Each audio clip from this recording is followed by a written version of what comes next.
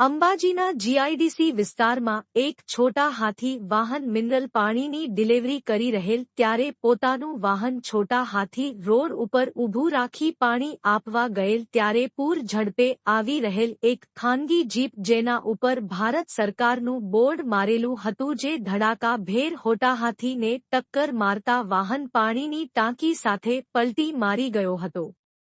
જો કે આ ઘટનામાં કોઈને જાનહાનિ થયાના સમાચાર જાણવા મળેલ નથી પણ ખાનગી જીપ ઉપર જેને અકસ્માત સર્જી તેના ઉપર ભારત સરકાર લખેલું છે મળી આવતા અનેક તરફ વિતર્ક જોવા મળ્યા હતા. જો કે એક તરફ અંબાજીમાં રેલવેની કામગીરી ચાલી રહી છે ત્યારે તે વાહન કોન્ટ્રાક્ટરનું પણ હોવાનું ભારે ચર્ચાસ્પદ બન્યું છે. હકીકતમાં શું છે તે હજી જાણવા મળેલ નથી પણ ખાનગી જીપ જેના ઉપર ભારત સરકાર રાખેલ હતો તે રોડ ઉપર ઊભા રહેલા હોટાહાથી વાહન ટક્કર મારતા અકસ્માતની ઘટના સર્જી હતી. તેમાં હોટાહાથી રોડ ઉપર પલટી મારી ગયું હતું.